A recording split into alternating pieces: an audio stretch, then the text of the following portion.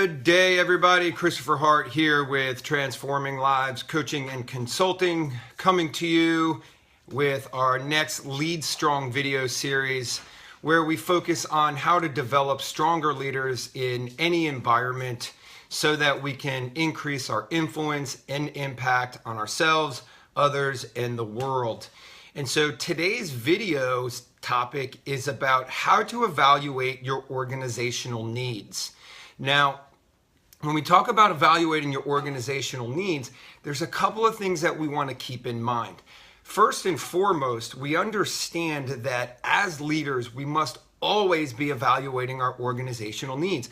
What does our organization need, right? What is critical, vital, and valuable to our mission accomplishment? And so when we talk about mission accomplishment, right, we're looking at a couple things. Every organization, whether you're a business, you're a family, you're a church, you're a charitable organization, you must have at least two things: a vision, which is where you're going, and a mission, how you're going to do it. Okay? And within that mission, I believe that you need goals, right? You need outcomes. You need to be result-focused, outcome-focused. And so when we're evaluating our organization and the needs of where we're trying to go and what we're trying to accomplish, first and foremost, we need to keep those elements in mind. Like, what do I need in order to achieve the outcomes that I'm looking for in my business this month, this quarter, this year, this half of the year, as well as long term, okay?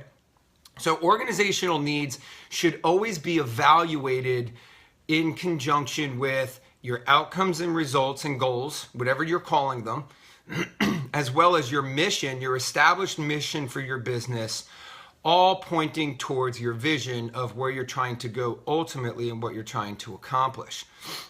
So when we talk about organizational needs, what tends to happen is organizational leaders will look at it and say, oh, it's people focused, right? Or it's, technology focused, or it's systems focused. Well, guess what? I believe all three of those are in play. Right? You need to look at all three of those elements. You need to look at your organizational needs and evaluate your organizational needs from the people perspective, from the systems perspective, as well as from a technology perspective. Because quite frankly, all the top businesses that are succeeding at a high level have all three of those elements in play.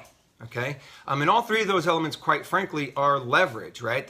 They create the ability for us to do more, accomplish more, give more, produce more, etc. Okay, so we're going to look at them from, or what I'm going to encourage you to do is to look at your organization and evaluate your needs. Listen to the content that you're going to receive on this video from a people, systems, or technology standpoint. Right? You may need all three, you may need elements thereof, but whichever ones you're going to evaluate within your organization, there's three components that we must break it down to. And here's the first one. The very first one is vital. Okay? What is vital to your outcomes, goals, and mission? The next is critical. What is critical to your outcomes, goals, and mission? And then the third one is valuable. Okay, so let's break these down. Because, if you watched any of my videos, which, by the way, if you've not watched any of my videos, you can visit our video section on our Facebook page where you can catch up on some previous videos. Or if you're watching on replay on our YouTube channel, like and subscribe to our channel. That way you'll get notifications of when we post these videos. And if you're a Facebook follower, go ahead and subscribe to be notified when we go live so that you don't miss any of our videos. But all of our videos, what we talk about is making sure that we have good understanding and awareness of what words that we're going to use. What do they mean? Okay, so let's look at the definitions of two of the three words, critical and vital. And here's why: because I believe if you don't fully understand the definition of elements of words that you're going to use, you don't really know what you're doing. And as a leader, when you don't know what you're doing, that tends to lead to failures, right? And when I say failures, I'm talking about the ones where they don't really provide opportunities to grow, because you're not really understanding what you're dealing with. So definitions, first one we'll look at is vital, right? Because when you look at vital, think of it in the way of like your vital signs. You go to the doctor, you're not feeling good, maybe go to the emergency room. They're going to take your vital signs because the vital signs are going to tell you something. They're going to tell you the vitality of your health, right? Is there a concern, or are you in good shape just from vital signs, and we can deal with the injury or disease? And so when you evaluate your organization from a vital component, these elements will tell you the vitality of your business, the health, like which direction are you going in. And so when we look at vital and the definition, vital is defined as something that is absolutely necessary or essential.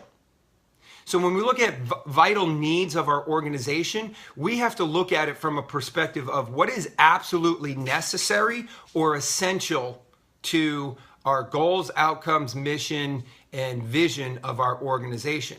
Meaning, if this is in place, it's absolutely necessary or essential that we have it. And if it's in place, great, the health of our organization moving forward in the direction of our goals, outcomes, and mission and vision, it's going to significantly improve. We're healthy. If it's missing, there's a chance that we're going in the wrong direction. Okay? So vital is something that's absolutely necessary or essential. The next one is critical. Now, critical is defined as of or relating to or being a turning point or specially important juncture. Let's break it down real simple. A turning point. Something relating to a turning point. Something in your business, whether it's people, it's systems, or it's technology and tools, that's critical to your business because that's going to cause a turning point. Right? And if we have it, if we're able to implement it in the manner in which we want to implement it, it's going to create a positive turning point that's going to thrust us towards our goals. And if we miss it and we don't incorporate it into our business, it's going to be a turning point in the wrong direction. Our organization could potentially go in the wrong direction. Okay, so we have vital, that is something that's absolutely necessary and essential.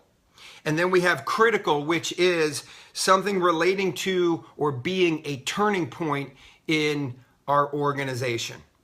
And then the third one is valuable needs. Okay, so we have vital needs, we have critical needs, and then we have valuable needs. What's valuable to our organization? Like, hey, you know what? Like, if we had this person, if we had this system, if we had this technology or tool, that would be really valuable to our organization.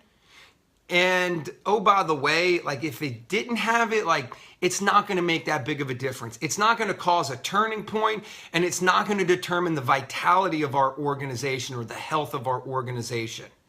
So when we look at it, right, like look at your business and say, what is absolutely vital to the health of my organization? Some of the sales businesses out there, what's happening, especially in the real estate business, what I'm seeing is, we create these new models for businesses, and then we promote them from a stage or a Facebook group or a coaching program. And then everybody runs out there, not everybody, but a majority of people are, I got to implement an ISA to my organization. Well, you may not even have systems in place, like vital systems in place to support someone who's going to go bring in a whole bunch of appointments to your real estate business. Right? Like your ISA to your business might be valuable right now, but what's actually vital is systematic processes, like proven systematic processes that you've defined works for your business, that done repeatedly and duplicated and repeated over time will tell you if you do this, you get that result. Okay? And so what tends to happen with organizational leaders is we'll put the cart before the horse, per se. We'll look to implement a valuable need in our business before we put vital needs, or maybe even critical needs before vital needs. And so what you may find, right, let's stay on the same theme of real estate businesses.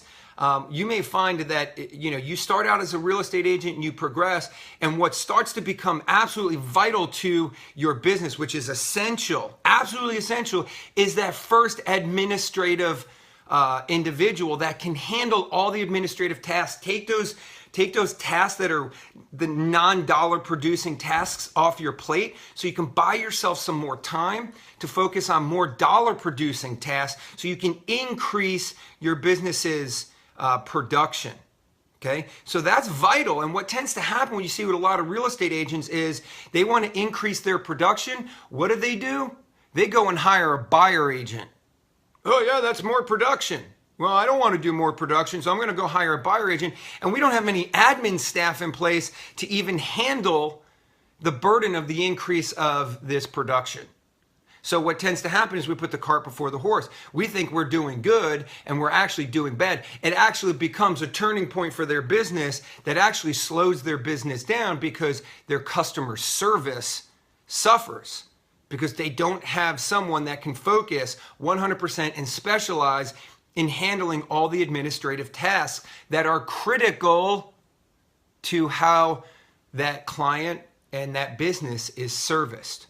Okay, so Rebecca says, what I need first, not what I want first. That's huge. I love that. Thank you for throwing that in there. Absolutely. Right? What do I need first? And we evaluate it by vital, critical, and valuable.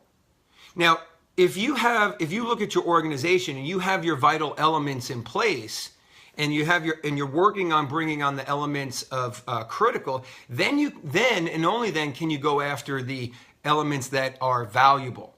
Okay, so there's no rhyme or reason. Boom, Eric, thank you for joining. Love seeing you on our videos, and thanks for playing out or playing full out with us.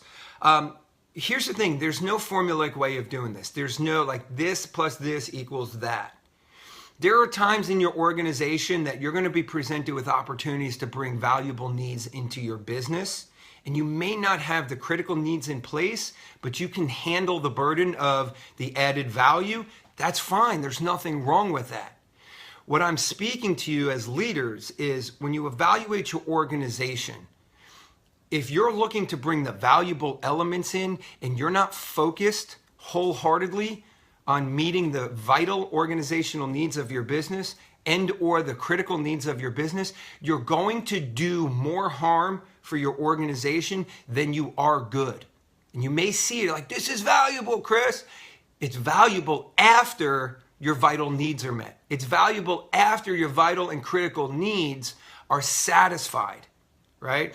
And so what that looks like is you must understand the vital and the critical of the here and now and in the future. And what I'll tell you is, if you're meeting the vital and critical needs of your organization in the here and now, go play in the valuable. Don't let the valuable hold you back because you have future critical and valuable or vital needs. It's not the message. The message is we must always know what our vital, critical, and valuable needs of our organization are, both in the here and now, the midterm, and the long term. And we focus on meeting those vital and critical needs so that we can go after the valuable needs. We must meet what we need first so that we can go after that which we want. It's kind of like spirituality. God gives us what we need, and our free will allows us to do what? Go out and get what we want. Some people play in the, oh, God will just give me everything, and they don't do anything for themselves. It's not how that works. Same thing in business. You go out and get what you need in your business so that you can then go play and make the decisions of what else is valuable in your organization. And then together it all starts to conjunct and cohesively allow your business and organization to rise. You're not relying on the market. You're not relying on the tide. You're relying on your own ability as a leader to lead your organization through its vital needs, its critical needs, as well as its valuable needs. Now, here's the thing. We'll wrap this up with this.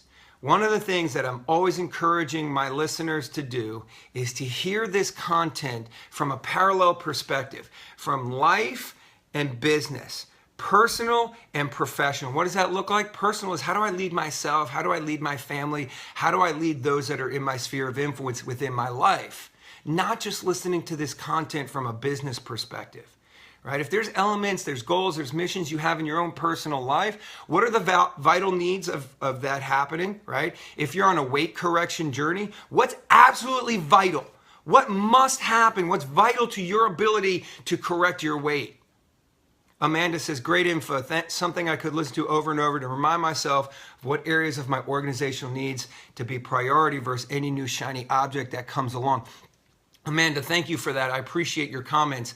The shiny objects, a lot of times we put a meaning towards shiny objects to be bad.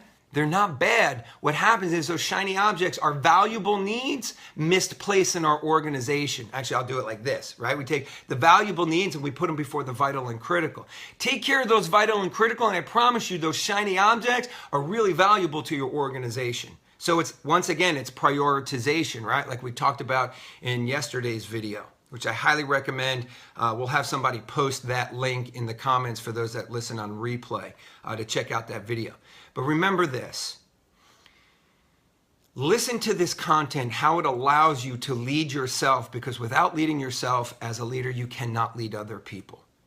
Look at it from how this content allows you to lead yourself so that you can lead other people. How this content allows you to lead in your personal life so that you can lead effectively in your business life. Why? Because it's one of the dualities of the world. Life and business, they equally affect one another. If your life is not where it needs to be, it's going to affect your business. And if your business is not where it needs to be, I promise you it's going to affect your life, your relationships, your parenting, your marriage, etc. Excuse me. So if you have any questions on this, feel free to hit me up. You can hit me up on Facebook Messenger. You can check us out on our website at transforminglivescoaching.com.